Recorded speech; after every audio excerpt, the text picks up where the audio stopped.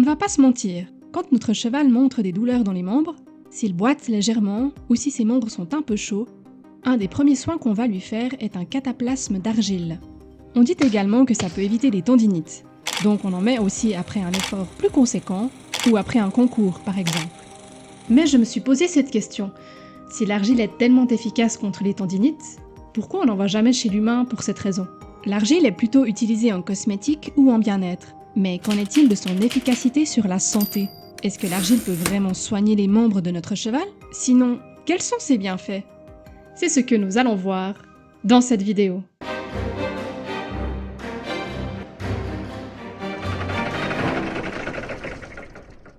L'argile est une matière rocheuse composée essentiellement de minéraux. L'argile a pour propriété la plasticité, c'est-à-dire en ce qui nous concerne son adhérence à la peau, l'absorption de l'eau, l'adsorption, c'est la capacité de l'argile de fixer sur sa surface certaines substances gazeuses, liquides ou solides. Et ce qui ne nous concerne pas directement ici, la dispersion dans l'eau et la flocculation, la compaction, c'est-à-dire le tassement du sol. Il existe différents types d'argile. Les ilites, c'est l'argile qu'on retrouve un peu partout, les kaolinites, les smectites, les chlorites, les vermiculites, etc. Elles ont différents composants et structures qui, suivant les propriétés que vous recherchez, seront plus ou moins utiles. Du point de vue santé, comment l'argile est utilisée? Pour l'usage interne. Chez l'homme, le plus célèbre médicament à base d'argile est probablement le smecta, reconnu comme traitement de base antidiarrhéique. L'argile smectite peut aussi être donnée aux chevaux comme antidiarrhéique et, par sa capacité d'adsorption, aider à prévenir les coliques gazeuses. Mais attention, choisissez très bien votre argile car certaines contiennent des métaux lourds dont du plomb. Celles vendues dans le commerce ne devraient pas en contenir, mais évitez de ramasser l'argile près de chez vous sans savoir ce qu'elle contient vraiment. Vérifiez avec votre vétérinaire quelle argile est correcte pour votre cheval et en quelle quantité vous pouvez lui en donner. Une trop grande quantité peut causer une constipation, donc des bouchons, et, par son pouvoir adsorbant, peut emprisonner des facteurs nutritionnels comme les vitamines et les minéraux, et donc créer des carences. Donc ne faites pas ça seul sans le suivi de votre véto. Pour un usage externe. Dans les boutiques en ligne équestres, si on veut acheter de l'argile pour nos chevaux, on nous propose de l'argile verte. La couleur verte est due à l'oxydation du fer que contient l'argile. Ces argiles sont en réalité un mélange de plusieurs sortes d'argile. Ce qu'on va chercher, c'est la capacité absorbante de l'argile ainsi que l'adsorption. Par exemple, si on utilise de l'argile sur une plaie, elle va pouvoir absorber les sécrétions des plaies et sa capacité adsorbante va retenir les bactéries et les virus qui entrent en contact avec elle, ce qui en fait un bon antibactérien. En plus, la plasticité de l'argile en fait un bon pansement. À nouveau, pour les plaies, ne prenez pas n'importe quelle argile. Celles vendues dans le commerce équestre contiennent parfois des huiles essentielles qui ne doivent pas se retrouver en contact avec une plaie. Il vous faut un produit fait à 100% d'argile. Toutefois, qu'en dit la science? Cette étude a testé différentes argiles sur leur capacité antibactérienne. Elle a montré que si une argile tue les bactéries, une autre va au contraire les faire proliférer. Et on n'en connaît pas encore la cause. Alors, ce n'est pas sans danger d'utiliser de l'argile. L'étude précise également qu'il faut distinguer les argiles cicatrisantes et les argiles antibactériennes. Certaines argiles ont un effet astringent, c'est-à-dire qu'elles vont resserrer les tissus, ce qui accélère la cicatrisation. Pour autant, elles ne sont pas forcément antibactériennes. Alors n'utilisez pas d'argile sans l'aval de votre vétérinaire et utilisez des produits consacrés à cet emploi. Bon, parlons tendons. La majorité du temps, on utilise l'argile pour des gonflements des membres ou des problèmes de tendons. Distinguons d'abord deux choses, la tendinite et la tendinopathie. La tendinite comprend une inflammation, un membre plus chaud et ou gonflé, tandis que la tendinopathie est une altération des fibres tendineuses, souvent due à une sollicitation trop intense ou prolongée, mais il n'y a pas d'inflammation. Parlons d'abord de la tendinite, l'inflammation des tendons. L'inflammation est une réaction du système immunitaire face à une agression externe ou interne. Le problème qui découle de l'inflammation est que les défenses immunitaires attaquent à la fois les agents nocifs et les tissus sains. Donc, la réaction immunitaire du corps pour protéger les tendons peut, à terme, les endommager. Voilà pourquoi les vétérinaires recommandent généralement de mettre le cheval sous anti-inflammatoire lorsqu'on a une inflammation d'un ou plusieurs membres. Cela évite d'aggraver le problème. On peut également utiliser le froid pour combattre l'inflammation. Le froid amène une vasoconstriction, ce qui diminue l'œdème et peut calmer la douleur, amenant plus de confort pour le cheval.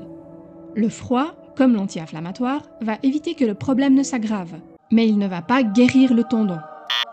Alors, comment fait le tendon pour se réparer en cas de tendinite ou de tendinopathie? Le tendon se répare par un processus de fibrose, une cicatrisation des tissus qui perdent alors en élasticité et deviennent plus durs. À la fin de ce processus, le tendon est globalement plus rigide qu'initialement. Cela le prédispose à la création d'une nouvelle lésion au-dessus ou en dessous de la lésion initiale. Voilà pourquoi on recommande de reprendre tranquillement et progressivement le travail après une période d'immobilisation du cheval. Et l'argile dans tout ça? On rappelle les propriétés qui nous intéressent, l'absorption et l'adsorption. En quoi ça peut nous aider pour des problèmes aux membres? D'abord, sa capacité astringente peut réduire les œdèmes en absorbant les liquides au niveau cutané. Ensuite, à refroidir. Cette étude montre que l'application d'argile peut réduire quelque peu la température, même si c'est la méthode la moins efficace testée et de loin. Vous obtiendrez de bien meilleurs résultats avec des guêtres spéciales, avec du gel congelé, ou même avec la traditionnelle douche à l'eau froide. De mon point de vue, l'argile peut éventuellement protéger le membre de la chaleur directe du soleil, mais pour réellement refroidir le membre, je ne vous la recommande pas. Mais certains utilisent l'argile pour détoxifier le membre. Alors, attention à tout ce qui est détox. Je ne vais pas rentrer dans le détail ici, mais la mode du détox est basée sur les théories New Age, par les pseudosciences et par les industries parapharmaceutiques qui ont vite compris qu'ils pouvaient se faire plein d'argent avec cette mode. Mais les produits détox n'ont aucune base scientifique. Cependant, on a vu que l'argile était adsorbante. Elle peut fixer sur sa surface des bactéries, des liquides ou des gaz. Mes questions sont les suivantes. Petit 1. Est-ce que vous mettez l'argile directement en contact avec le tendon? J'espère que non, auquel cas votre cheval aurait un problème extrêmement grave. Mais du coup, comment voulez-vous que l'argile utilise sa capacité adsorbante sur le tendon? Il faut qu'il y ait contact pour que ça fonctionne. L'argile ne va pas aspirer les toxines à travers la peau. Quand vous prenez du Smecta, le médicament va aller dans votre estomac et vos intestins. Ce n'est pas en étalant de l'argile sur votre ventre que le médicament va agir. Donc, l'argile posée sur la peau aura un effet absorbant et adsorbant au niveau cutané. Et c'est tout. Petit 2, qu'est-ce que vous voulez que l'argile fixe sur elle? Les fibres du tendon altérées? Il n'y a pas de virus, de bactéries ou de toxines à aller enlever du tendon. On cherche à le réparer. Donc il n'y a pas de raison logique à chercher à détoxifier le tendon. Conclusion. Bien que l'argile soit bon marché et facilement accessible, qu'elle est relativement facile d'utilisation et qu'elle nous donne le sentiment gratifiant de soigner notre compagnon à quatre pattes, elle n'est pour autant pas le produit miracle qu'on nous vend sur internet. Cependant, vous pouvez proposer à votre vétérinaire de l'utiliser en cas de diarrhée, colique gazeuse fréquente ou inflammation des membres en complément d'autres produits de refroidissement. Certains utilisent l'argile pour sa capacité plastique, c'est-à-dire son adhérence à la peau, pour protéger des insectes certaines zones sensibles du cheval. Par exemple, une couche d'argile au passage de sangle ou sous le ventre peut soulager votre équidé lors de ses sorties au parc l'été. Mais non, désolé, ce n'est pas parce que vous appliquez de l'argile après une grosse séance ou un concours que vous allez éviter des problèmes de tendons à votre cheval. S'il n'y a pas de gonflement ou d'inflammation, elle n'a pas de réelle utilité. Adaptez plutôt l'effort que vous demandez à votre cheval, évitez les sols trop profonds, et si vous sentez que les membres de votre cheval sont enflammés, refroidissez la zone atteinte et appelez votre véto pour une marche à suivre adaptée à votre équidé et à ses besoins. D'une manière générale, demandez-vous toujours pourquoi vous faites tel ou tel soin. Prenons cet exemple. Votre cheval Pompon a une grosse séance d'obstacles, plus exigeante qu'habituellement. Il y a de fortes chances que ses tendons aient été abîmés par leur surutilisation. Par précaution, vous lui mettez de l'argile en pensant « c'est bon, ça va le soulager et demain il sera comme neuf, il ira mieux ». Et hop, le lendemain, on emmène Pompon faire un petit galop sur la plage pour le détendre après sa grosse séance. Sauf que l'argile n'a rien soigné du tout et là, Pompon continue d'abîmer ses tendons. Mais, si vous n'aviez pas mis d'argile, s'il n'y avait pas de produit facilement accessible qui guérit les tendons, qu'auriez-vous fait?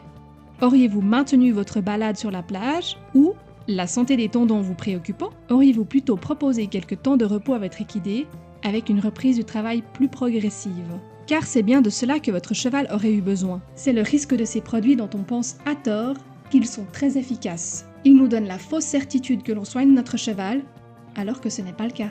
Voilà pourquoi il est important de remettre en doute les soins que l'on fait habituellement, sans trop savoir pourquoi.